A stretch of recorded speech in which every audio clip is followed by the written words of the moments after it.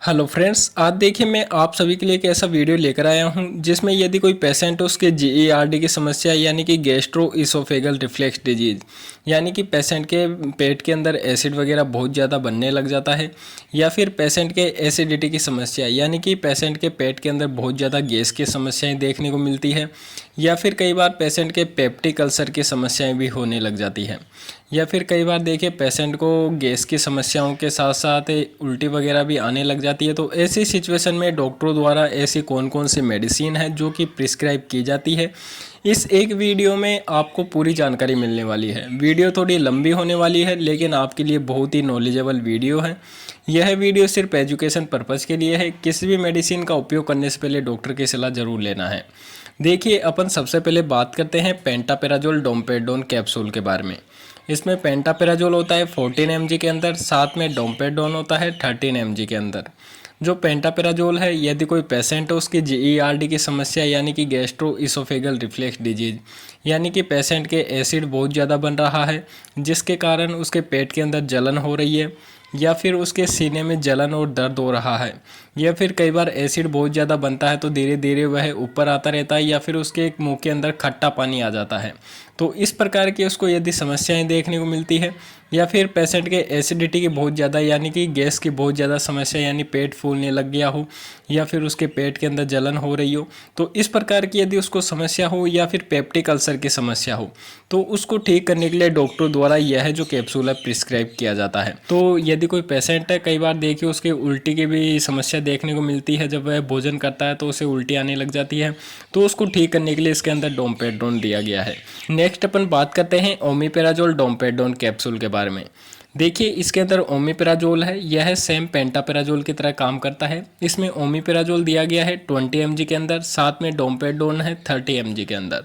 ओमिपेराजोल same पेंटापेराजोल की तरह काम करता है, जैसे कि जीईआरडी की समस्या, एसिडिटी की समस्या, या फिर ऐसी पेप्टिक अल्सर की समस्या, तो उससे राहत पाने के लिए इसके अंदर ओमिपेराजोल दिया गया है। साथ में अभी मैंने आप सभी को बताया डोम्पेडोन पेशेंट की वोमिटिंग की समस्या आती है, या फिर देखिए मैंने बताया यह है आपका पेट और आंतों की जो एक्टिविटी रहती है, या फिर पेशेंट का अपर डाइजेस्टिव सिस्टम उसकी एक्टिविटी को बढ़ाता है ताकि पेशेंट का जो भोजन है ठेठ स्टोमक तक जा सके।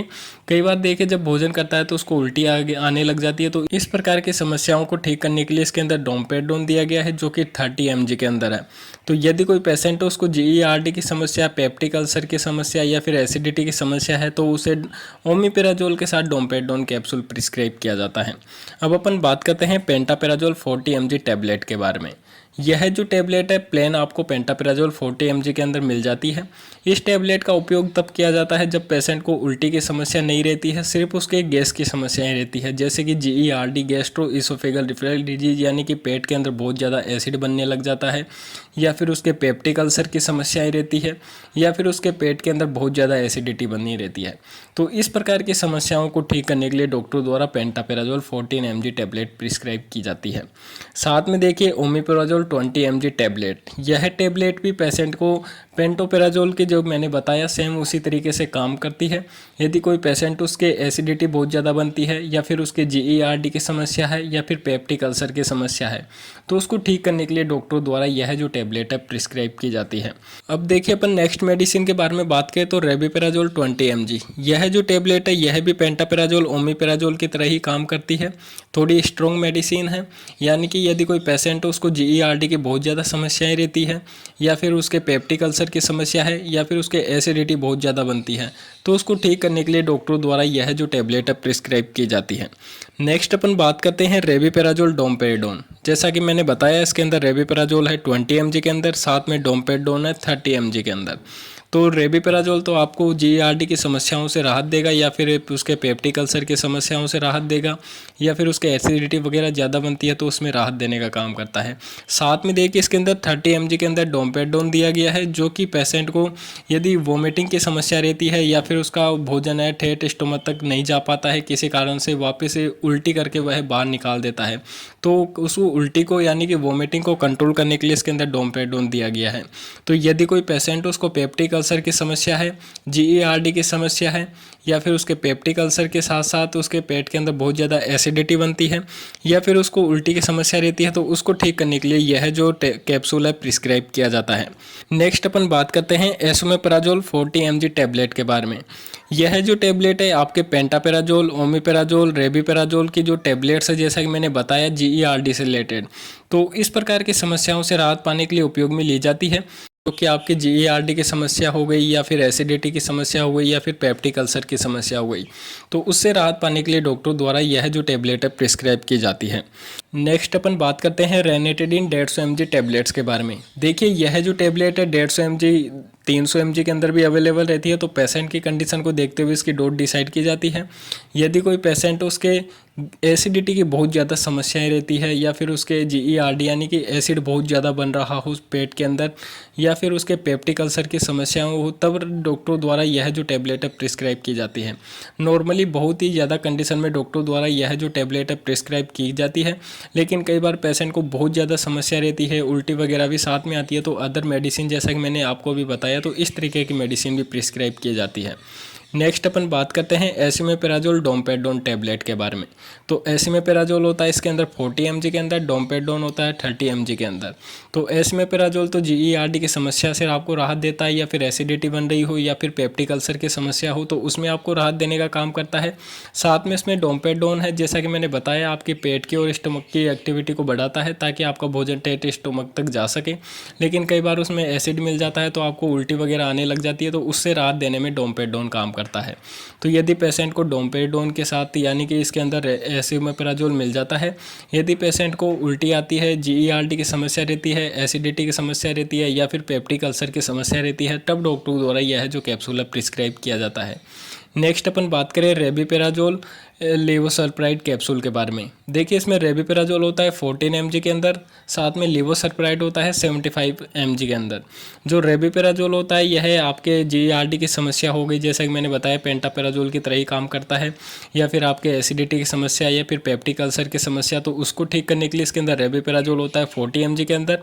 साथ में लेवोसल्प्राइड यह आपके डोमपेडोन की तरह ही काम करता है। यदि पेशेंट को उल्टी आ रही है तो उसमें आपको राहत देता है, या फिर पेशेंट का भोजन ठेठ स्टमक तक नहीं पहुंच रहा है, तो यह आपकी पेट की और जो इंटेस्टाइनल होती है उसकी एक्टिविटी को बढ़ाने का काम करता है, ताकि आपका भोजन ठेठ स्टमक तक जा सके।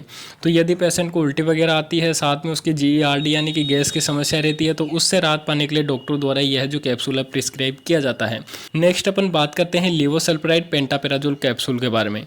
तो इसमें लेवोसल्प्राइड होता है 75 mg के अंदर, पेंटोपेराजोल होता है 40 mg के अंदर। तो यदि पेशेंट को बहुत ही ज़्यादा उल्टी की समस्या रहती है, साथ में उसके बहुत ज़्यादा गैस बन रही है, तो उसको ठीक करने के लिए डॉक्टर द्वारा यह जो कैप्सूल प्रिस्क्राइब किया जाता है। इसमें लेवोसल्प्राइड 75 mg के अंदर होता है, जो कि पेशेंट की जो भोजन उसका ठेठ स्टमक तक नहीं पहुंच रहा है, तो उसकी स्टमक की एक्टिविटी को बढ़ाता है। साथ में यदि पेशेंट को उल्टी वगैरह बहुत ज़्यादा आती है तो उसको रोकता है, या फिर उसके बहुत ही ज़्यादा एसिड रिफ्लेक्स हो रहा है, मतलब कि शरीर के अंदर एसिड बहुत ज़्यादा बन रहा है, या फिर उसके कारण उसके सीने में दर्द वगैरह भी होने लग जाता है एसिड के कारण, या मुंह में खट्टा पानी आने लग जाता है, या फिर पेशेंट के एसिडिटी के कारण उसका पेट फूलने लग जाता है। तो इस प्रकार की जब पेशेंट को समस्याएं रहती है, तब डॉक्टर द्वारा यह जो कैप्सूल प्रिस्क्राइब किया जाता है। तो देखिए मैंने आप सभी को ये जो सारी मेडिसिन्स बताई है, यह पेशेंट को GERD की समस्या, एसिडिटी की समस्या, पेप्टिक अल्सर की समस्या, साथ में उसको वोमिटिंग की समस्या रहती है, तब डॉक्टर द्वारा ये जो सारी मेडिसिन है प्रिस्क्राइब की जाती है।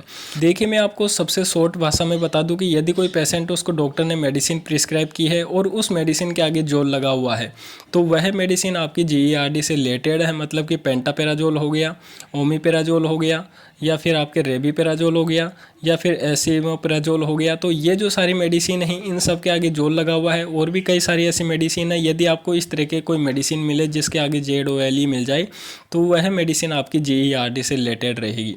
अब देखिए इतनी सारी जो मेडिसिन है इनके अंदर देखिए मैं आपको बता दूं कि कई पेशेंट ऐसे होते हैं जिनको बहुत ही ज़्यादा गैस की समस्या रहती है, कई ऐसे पेशेंट रहते हैं जिनको कम गैस की समस्या रहती है, कई पेशेंट ऐसे होते हैं जिनको गैस की समस्या के साथ साथ ज़्यादा उल्टी आती है, तो ऐसे पेशेंटों की कंडीशन को देखते हुए इनकी जो डोज है डिसाइड की जाती है। साथ में डॉक्टर के ऊपर डिपेंड करता है पेशेंट की करंट हिस्ट्री लेने के बाद कि उसको किस तरीके की समस्या है। तो ये आपको देखिए, ये जो सारी मेडिसिन मैंने बताई है बहुत ही सरल और आसान भाषा में मैंने बता दिया है कि कौन सी मेडिसिन किस काम आती है। किसी भी मेडिसिन का उपयोग आपको डॉक्टर की सलाह लिए बगैर नहीं करना है, ताकि आपको किसी भी तरह का कोई नुकसान का सामना नहीं करना पड़े।